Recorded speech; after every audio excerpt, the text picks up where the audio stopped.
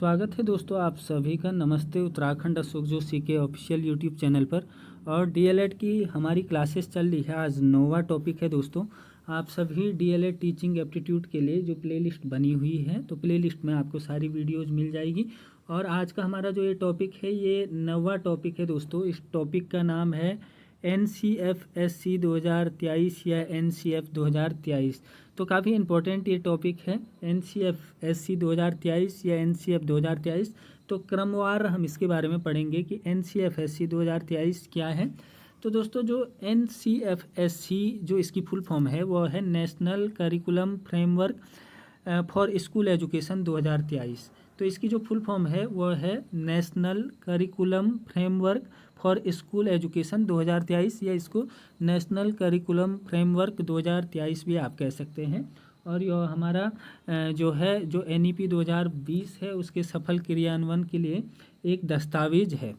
तो NCF 2023 क्या है?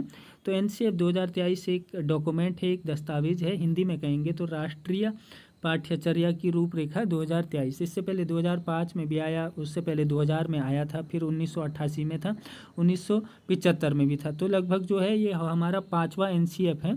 और इस डॉक्यूमेंट को जो NCF 2023 है, इसको NCERT के द्वारा तैयार किया गया है शिक्षा मंत्रालय की पहल पर। दोस्तों जो शिक्षा मंत्रालय था इसको पहले मानव संसाधन विकास मंत्रालय कहते थे, लेकिन जो नेशनल एजुकेशन पॉलिसी 2020 है उसी के तहत शिक्षा मंत्रालय इसका नाम पड़ा। मानव संसाधन विकास मंत्रालय का नाम बदल कर, और अब जो है मानव संसाधन विकास मंत्री भी हमारे शिक्षा मंत्री के नाम से जाने जाते हैं। वर्तमान में धर्मेंद्र प्रधान जी है। जब नेशनल एजुकेशन पॉलिसी 2020 बनी तो उस वक्त डॉक्टर निशंक साहब, हमारे रमेश पोखरियाल निशंक जी थे। और जो ये NCF 2023 का जो ये डॉक्यूमेंट जो तैयार किया, तो 12 सदस्यों की कमेटी थी, ये भी याद रखेंगे। और इस 12 सदस्यीय कमेटी के अध्यक्ष कस्तूरी रंजन जी थे, इसरो के पूर्व चीफ रह चुके हैं। कस्तूरी रंजन साहब जो न्यू एजुकेशन पॉलिसी 2020 है, तो इसके भी जो है इस कमेटी के भी अध्यक्ष रह चुके हैं। अब क्या है NCF 2023 के मुख्य उद्देश्य? तो देख सकते दोस्तों आप, मैंने लिखा हुआ है कि जो NCF-SC 2023 है यह छात्रों के पंचकोशीय विकास की बात करता है। तो पंचकोशीय विकास से सीधा सीधा अर्थ है बच्चों के सर्वांगीण विकास। और ये क्वेश्चन आपका 2023 में आ रखा है डीएलएड में कि पंचकोशीय विकास क्या है या पंचमुखी विकास क्या है। तो जो NCF-SC है यह छात्रों के पंचकोशीय विकास की बात करता है। और वो पंचकोशीय विकास जो है उसके चरण इस प्रकार से हैं कि जो 5 मुखी विकास हैं, तो पहला जो कोष है वह है अन्नमयी कोष, उसको कहते हैं। यह हमारी जो भारतीय प्राचीन शिक्षा व्यवस्था रही है, तो प्राचीन भारतीय शिक्षा से लिया गया है यह पंचकोश विकास की अवधारणा। तो इसमें जो पहला कोष है अन्नमयी कोष, जिसको शारीरिक विकास कहते हैं। दूसरा है मनोमयी कोष, इसको मानसिक विकास कहते हैं। तीसरा विज्ञानमयी कोष है, इसको बौद्धिक विकास कहते हैं। तीसरा ऊर्जा का विकास, जिसको हम प्राणमयी विकास कह रहे हैं। और चौथा है रचनात्मकता, कलात्मकता और संगीत आदि से जो है संबंधित जो कोष है उसको आनंदमयी कोष हम कह रहे हैं। तो ये 5 कोष है जो बच्चों के शारीरिक, मानसिक, बौद्धिक, प्राणमयी और आनंदमयी विकास की बात करता है। शारीरिक में हमारी जैसे जो एक्टिविटी होती है, व्यायाम, योग वगैरह हो गया। मानसिक विकास में बच्चों की भावनाओं का विकास करना, उनकी भावनाओं को समझना है। और बौद्धिक विकास की उनमें तर्क शक्ति विकसित हो सके। प्राणमय विकास, तो इसमें भी योग जैसी एक्टिविटी है कि जिससे उनमें जो है ऊर्जा का विकास हो। और आनंदमय विकास जैसे रचनात्मकता, क्रिएटिविटी वगैरह हमने इसमें ऐड करनी है, उनकी जो शिक्षा व्यवस्था है या जो उनकी पूरी, जिसकी बात NCF 2023 करता है। अब इसके प्रमुख उद्देश्य क्या है? NCF 2023 दोस्तों छात्रों की तर्क क्षमता को बढ़ाने की बात करता है, साथ ही साथ उनकी लोकतांत्रिक भागीदारी को भी बढ़ावा देने की बात करता है। उनमें सांस्कृतिक और सामाजिक भागीदारी जो है विकसित हो, साथ ही साथ उनके स्वास्थ्य और कल्याण पर भी बात करता है।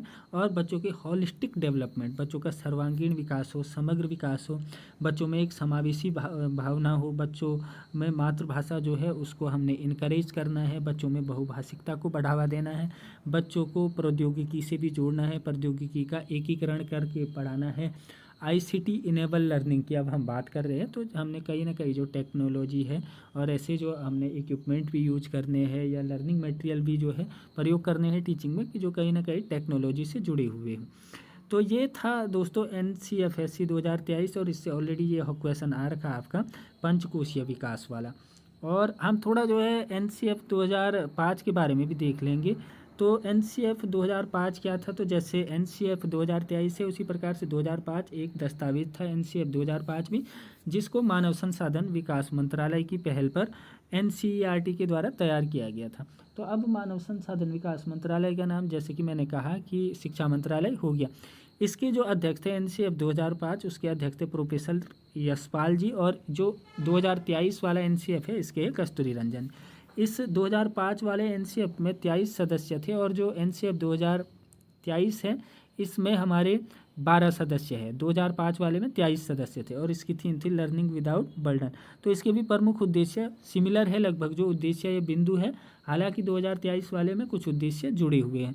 तो जैसे आप देख सकते हैं इसके जो प्रमुख बिंदु हैं, तो बच्चों का सर्वांगीण विकास, बच्चों को बाहरी वातावरण से जोड़ना है, बच्चों के सतत और व्यापक मूल्यांकन पर भी हमने जोर देना है, और साथ ही साथ बच्चों में नवीन सोच, चिंतन और तर्क क्षमता को विकसित करना है। बच्चों में रटने की प्रवृत्ति को खत्म करके उनको समझाना है, उनकी कॉन्सेप्चुअल अंडरस्टैंडिंग को बढ़ावा देना है, गतिविधि आधारित शिक्षण को बढ़ावा देना है, बच्चों में चाइल्ड सेंटर्ड एजुकेशन को हमने बढ़ावा देना है, बच्चों की मातृभाषा और बहुभाषिक कक्षा पर जोर देना है, बच्चों में खोज की प्रवृत्ति को विकसित करना है, और साथ ही साथ कक्षा शिक्षण के अतिरिक्त पाठ्य सहगामी क्रियाओं को भी बढ़ावा देना। तो दोस्तों आपके DLED में ज़्यादा इससे जो है डिटेल्स में नहीं आता है, बेसिक ही आपसे पूछा जाएगा। तो आज का जो हमारे टॉपिक था NCFSC 2023 ये यहीं पे कंप्लीट होता है। आप सभी का धन्यवाद।